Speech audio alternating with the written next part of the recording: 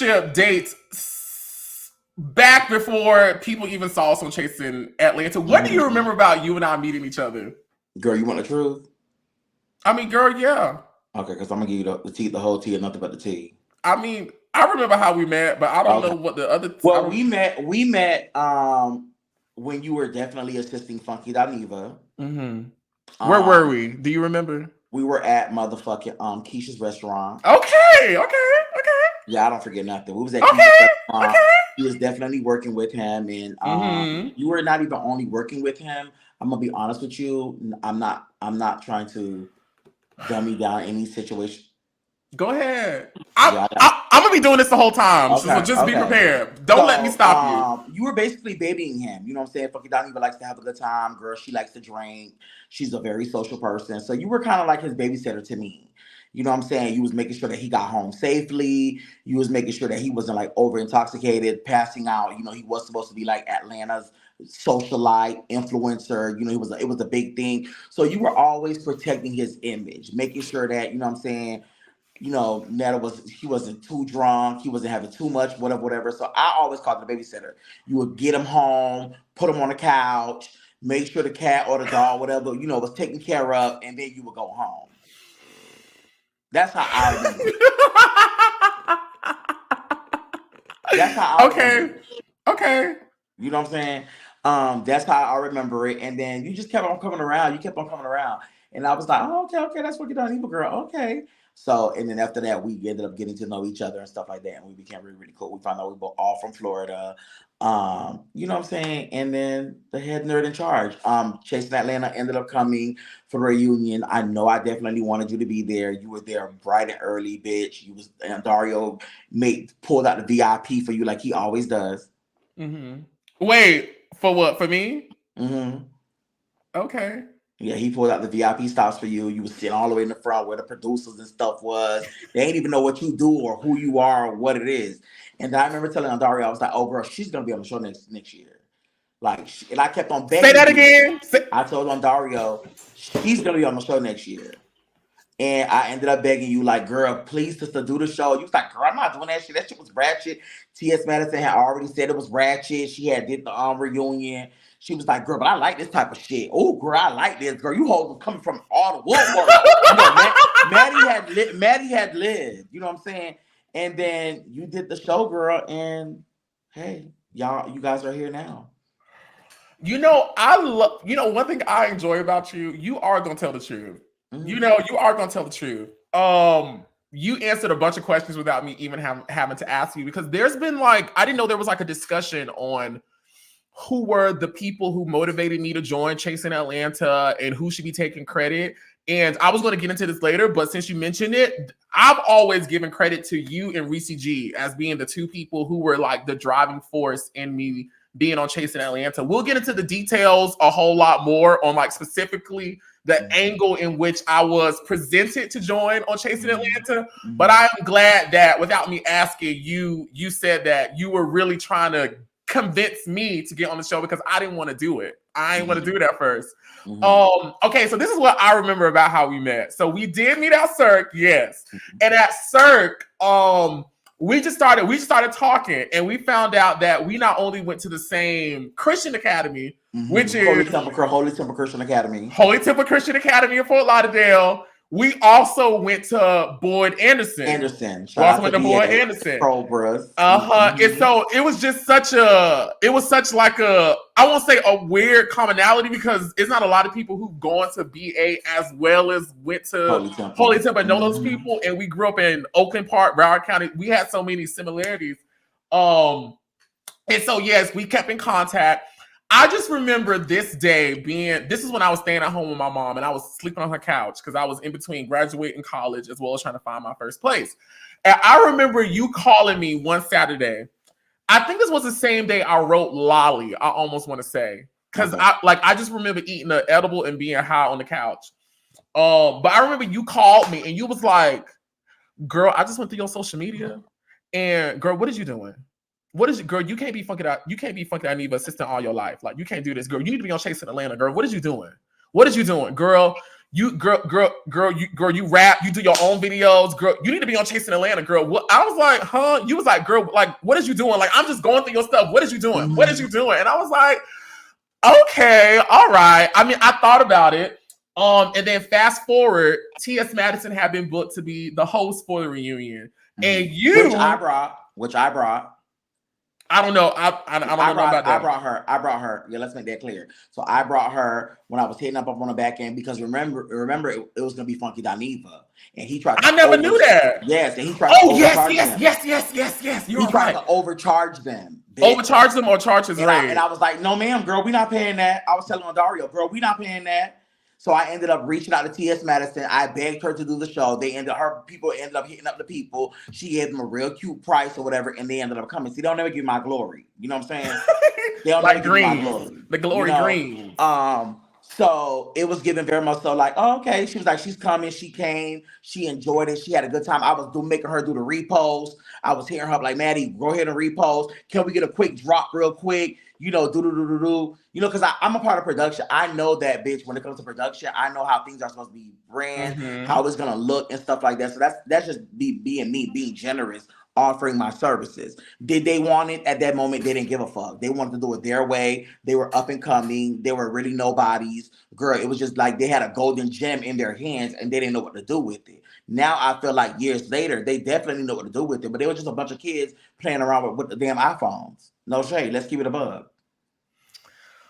And so when Madison got booked to host the reunion, you reached out to me to do the promo video because at that time, let's go back in time, y'all. Madison had just left Kaya, and Madison had me working like almost every day, coming up with new promos, coming up with new videos. And honestly, I will give Madison her credit. Me having to turn around content for her in such a quick amount of time. And she would have some of the most craziest requests. She'd be like, Oliver, make this promo look like it's in winter. I want some ice.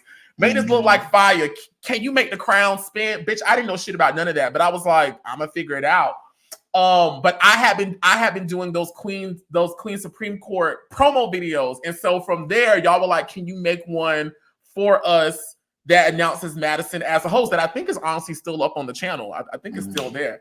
And so that's how I got looped into meeting Kevon and then Dario, as well as being there for the reunion. Because I actually think, wasn't I supposed to perform at the reunion? You were supposed to perform. I was supposed to perform at the reunion. We had got you in there to perform and stuff like that. But it was so much of chaos that Devon ended up doing that night. It was just, you know, girl, it was one of those things. Okay, so I'm gonna put a pause on that right fast because this is really about you, and I want to talk to you about you being honestly a part of this iconic LGBTQ show. Like, I think years from now we'll look back on what we did. And I don't feel as if they celebrate me. I really don't feel like they feel as if they celebrate me. What girl, you tried to blow up the palace so many times. Was I trying to blow up the palace, or was I trying to build structure within the palace? Let's keep it above. And we're gonna talk about. Let's talk about it tonight. Okay. We're gonna talk about it tonight. Okay. Yeah. And I mean, I already know I don't gotta beg you, but I want full 100% transparency. I'm gonna tell it all, bitch, and you may get cussed the fuck out. Okay. You too. Well, fuck it. We just gonna be cussed out over here. Oh, okay. All right. So you came on to season 2, right?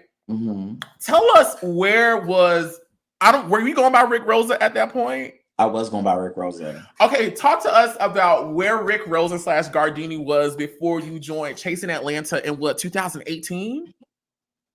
It was 2018. Was it then? Oh no, for you it probably would have been 2017 because I started filming in 18. The show came out in 2019, so for you it was 2017. At that moment, the stage that I was in, I was definitely working with Freshie, being a publicist. You get what I'm saying? I was also a Are you still working with Freshie? No. Well, that's a long story.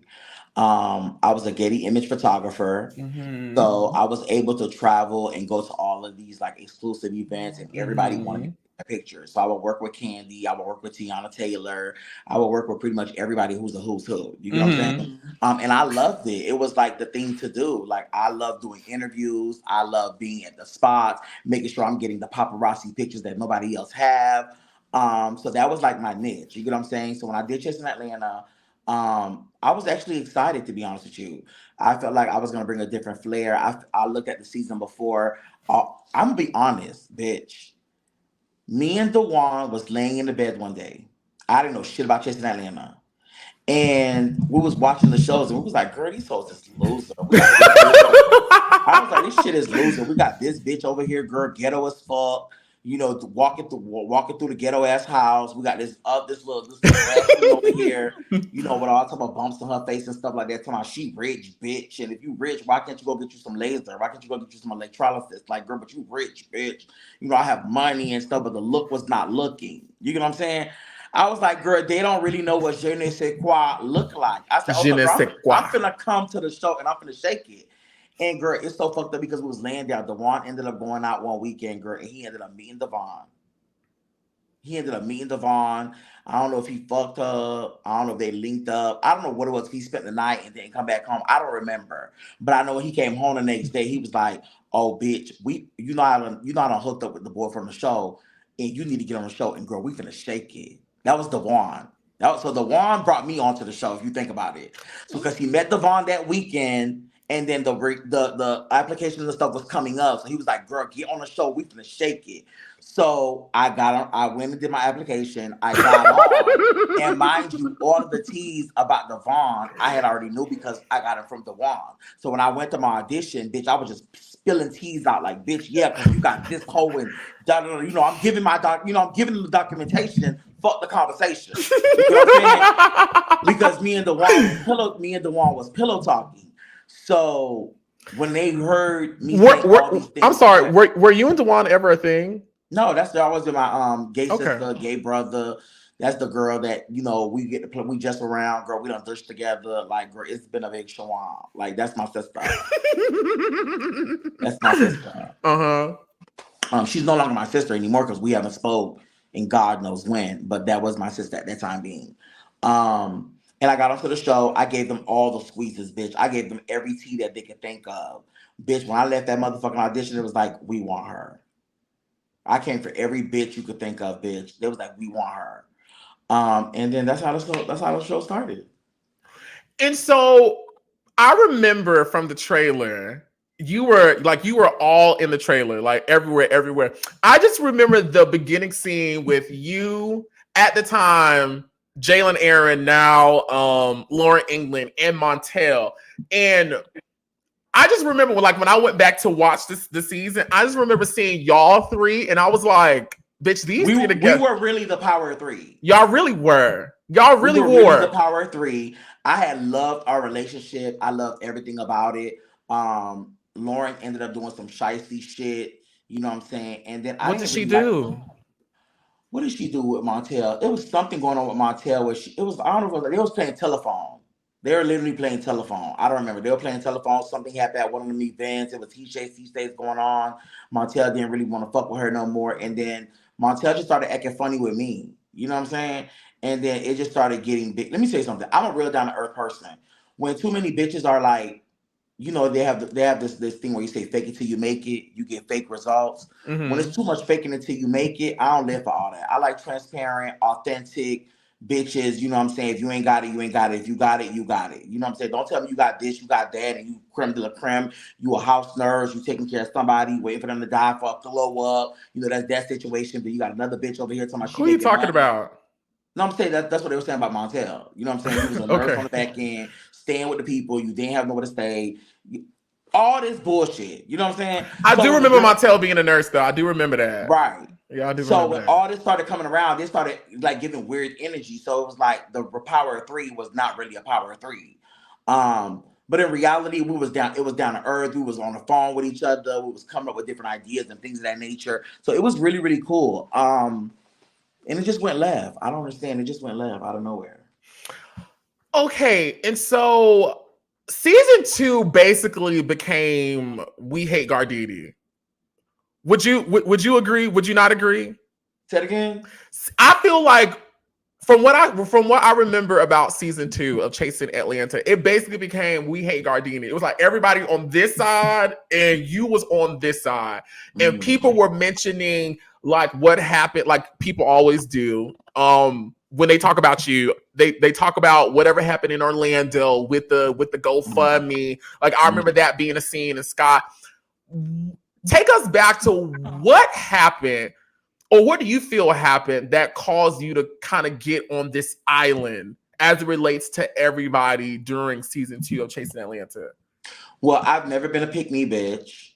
I never needed any friends. So in reality, I'm always going to be the most hated because I'm the most boisterous person out there. I'm going to tell you how it is. I'm not going to fake the funk, and I'm not kissing nobody's ass. So I never was trying to be nobody's friends. You know what I'm saying? And, you know, anytime you come into a new group of people, they always feel like they want to go through this hazing situation. And bitch, I'm too big for you to haze me. I'm too big for you to haze me. You get what I'm saying? Yeah. So I wasn't gonna deal with a lot of their bullshit. So I didn't care if they gave me opportunity. I didn't care to be their friends. Because in my mind, to be honest with you, yeah, they're saying what they're inspired to do, what they want to do, but in reality, nobody was really doing anything. So why did I really need to be our friend?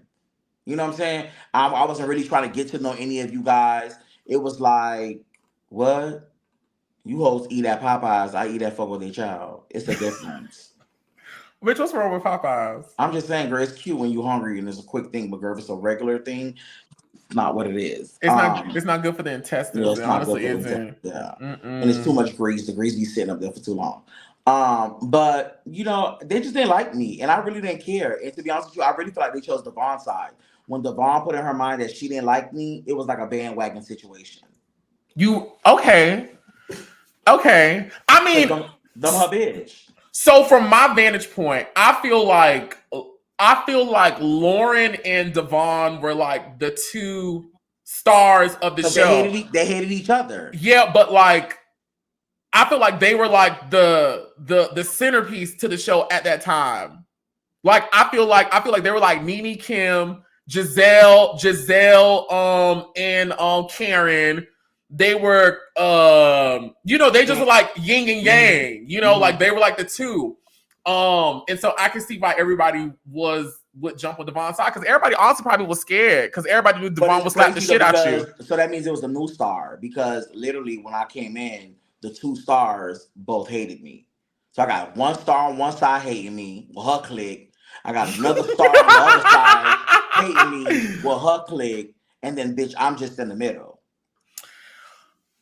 I feel like out of all the seasons, season 2, to me, when watching it from a narrative standpoint, is the most disjointed. And I've spoke to Andario about this. Like, I feel like the season starts here, and then by the next episode, we've gotten here, and then the next episode, this has happened, and then by the end of the season, it just like ends, and we're at a therapy thing, and like I feel like the storyline for season 2 was so disjointed. What do you remember about you guys filming season 2 and how the storyline was being progressed?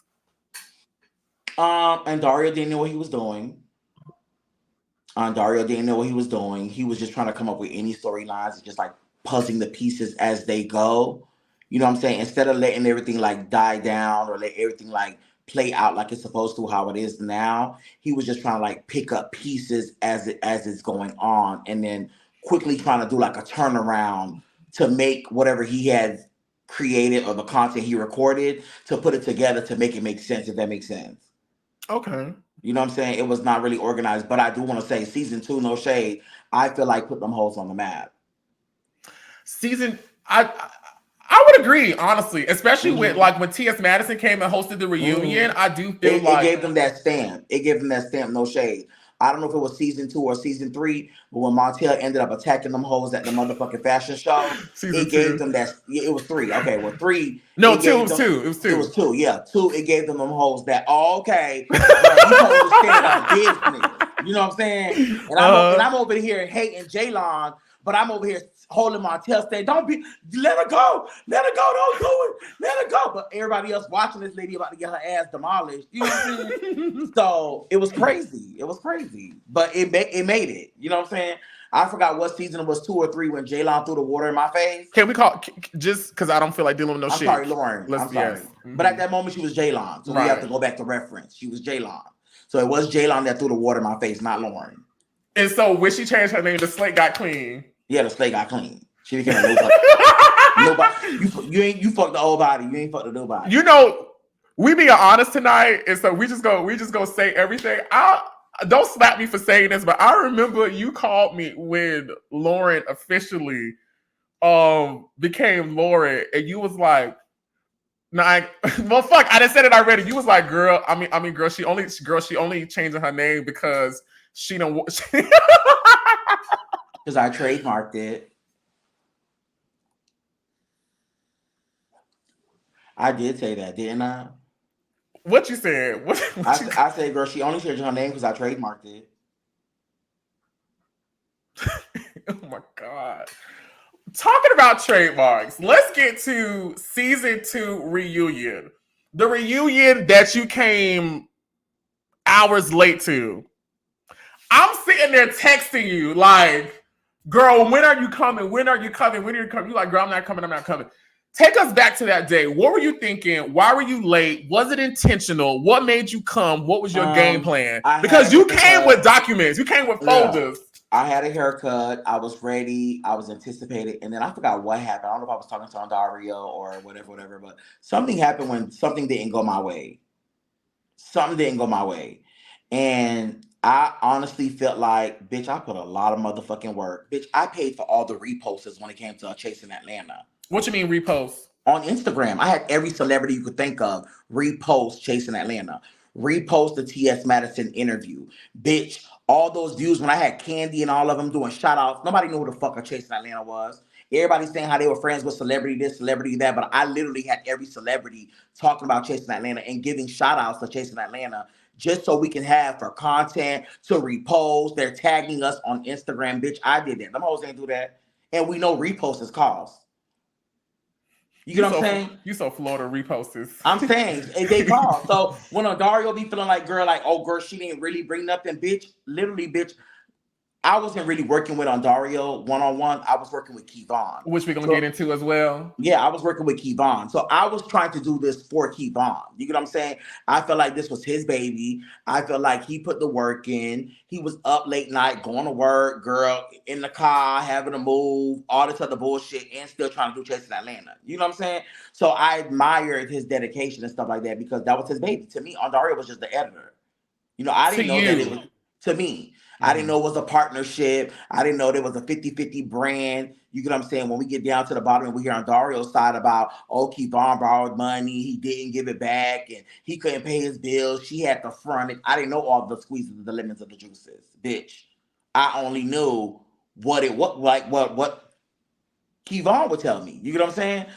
So when I was seeing Dario do little snake shit and stuff like that, I'm feel like I'm cool with Kevon. I'm like, well, girl, why she trying to take over? Or why she treating you like this? Why she being funny? Why she saying, oh, production's over and she's on 4-hour limit and if y'all don't do the green screens in 4 hours, she's out of here. Like, she was just being nasty. And I never knew why. I know why now because she's 50% owner. This is her baby just as well as it's your baby. Mm. You know? Mm-hmm. So I love how you put that. What was your relationship with Kevon? He was a really cool person, for one. I actually enjoyed like his just the stuff like him venting. I mean, he was going through a lot. Like he was going through a lot with his boyfriend. He was going through a lot. Kevon had a boyfriend at the time. He did have a boyfriend at the time. Kevon gonna keep a man though. Yes, ma'am. He was going through that boyfriend that was going back and forth the situation. The boyfriend was fine, real. She was too. He was what? Too. And then, you know what I'm saying? And then, I don't know what happened, but I think kind of sort of in the midst of like filming and being around and being on the phone every night, I think I ended up having a crush on him. Is that where we leaving it at? Yeah, that's what it was. Yeah, that was it. So you and Kevon never had a relationship? No, hell no. That was the other fat punk, not me. Oh my God. What fat punk? What are you talking about? The videographer. Remember, he ended up one of them videographers that was like heavy. Oh my God, girl, you bringing back so many memories. Oh my God, I forgot about him. He was so sweet. He was always so sweet to me. But that wasn't his type. I was like, girl, what? You gave her a chance, bitch? What, bitch? So you And, wanted Kevon? um, at that moment, I probably did. I probably did. I think I wanted it all. I wanted the show. I wanted the producer. I wanted him. Like I wanted to be like the queen bee. You know what I'm saying? Like this is my man show. I think that's probably why I ain't like Dario. One of my favorite videos. I'm breaking away, but it was a video from you on Bigo, and I think it was you and Cherry both going at it. Mm-hmm. And you said you described her, and I love Cherry. This is not me co-signing anything. I'm just laughing at what this bitch said. And you call her what you said, the queen boom, the queen boom bam shanot knock. That's what you wanted to be, a chase of reality. You wanted to be the queen boom bam shanot knock. Mm-hmm. Mm-hmm. Yeah, I mean, Kevon is your type, because I also know the other boy. You remember the other boy? I ain't gonna say his name, but remember the other boy who was on production. The other boy, I ain't gonna say his name. The boy that stole all my clothes and stuff like that. Oh, girl, well, I didn't want you to do all that. But yes, that's it. Malik, right? Yeah, I don't know if he stole your clothes. I don't know nothing about that. Yeah, he did steal my clothes, and then we actually didn't get together because we were cool, we were friends. I really felt like I built a relationship with him because I went to jail. He was kind of there for me. He was answering the phones. He was writing. Malik was. Yeah, Malik was. He was writing. So sweet. He was writing and stuff like that. When I got out, I quickly went to Birmingham, drove to Birmingham, brought flowers, edibles, arrangements, and all that because I wanted to thank him for being there with me. But girl, she was nothing but a no good ass girl, whatever the fuck she is now. She wasn't good at all. And then in the midst of me finding out that she was positive and things of that nature, so that was kind of like weary. I was already. Is this public knowledge? Yeah, girl, she the face. She's talked about her status. Yeah, girl, she the face. Girl, she be going to Washington D.C. Girl, to all the nonprofits. Girl, she goes to the.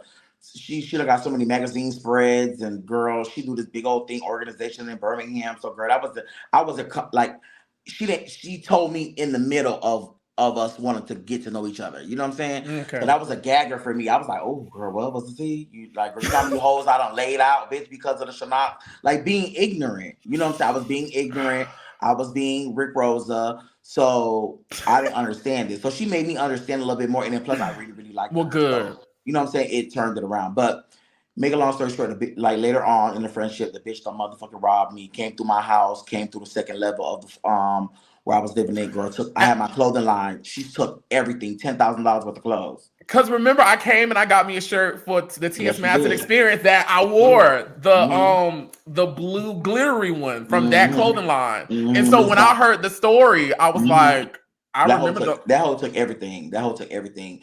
So you just never know. And I was good to that bitch. Okay? I was good to that bitch.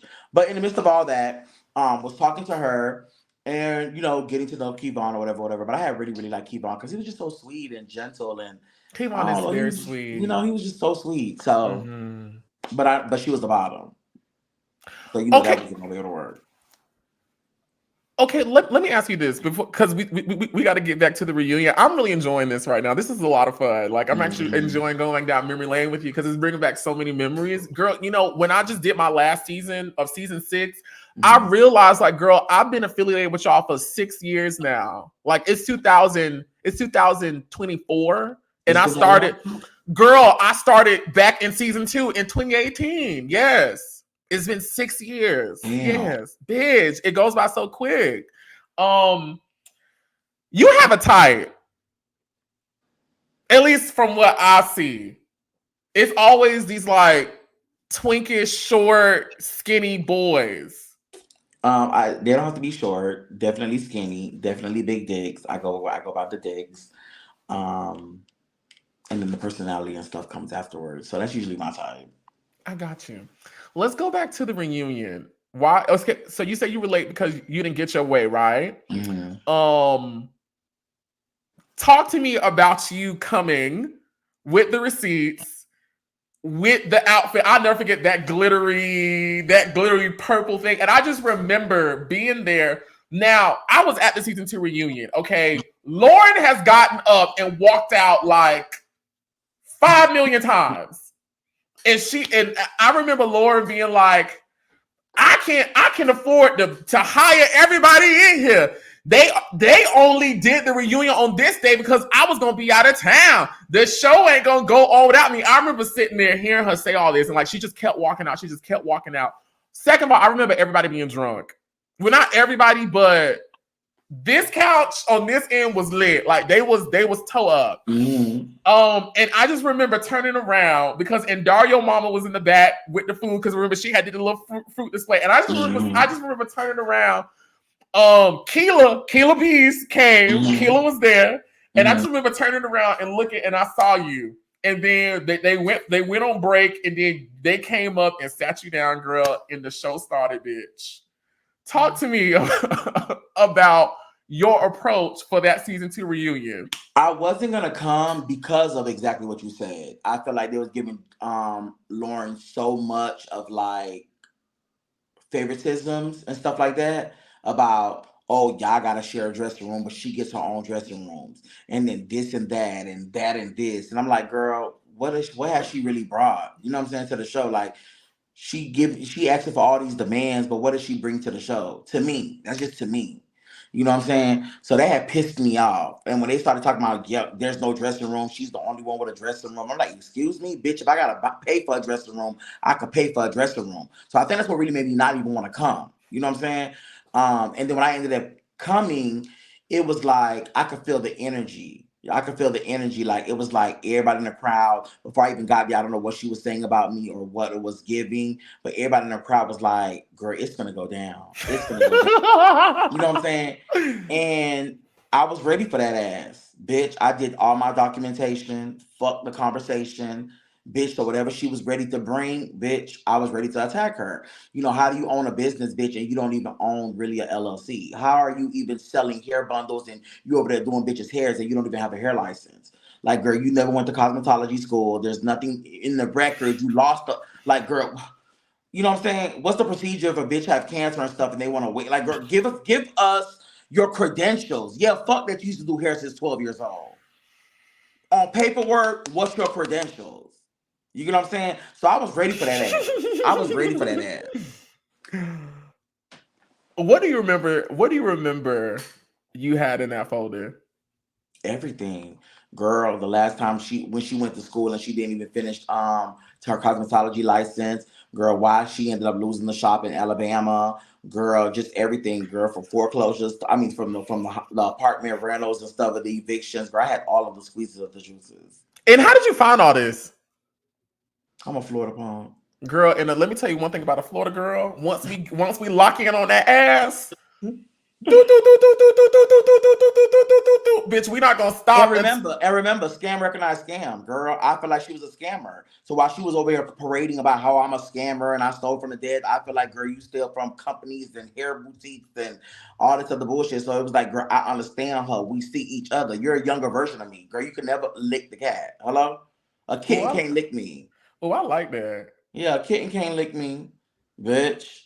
So it was like, girl, I see myself in you. You know what I'm saying? And that's all I ever wanted to do, was be like a bigger sister to her, to show her the ropes, to not go through what I went through business-wise, street-wise, you know, just all this other bullshit. So that's really what it was. She didn't want to really take it in, but eventually, hey, you know, she learned. Girl, the season 2 reunion blew up because Devon. She was having an exorcism. Everything that I was saying about the Lauren, girl, she was getting up, ripping up the papers from T.S. Madison's hands because she didn't want T.S. Madison to read it. She was losing it, girl. They had already called her Whitney Houston, girl, because she was this skinny. Girl, she losing it. And so I don't have an LLC, and so what's next? And then I was like, girl, calm down. Like, can I get my point across? You had 4 hours to get your point across. Girl, can I get these 30 minutes to myself?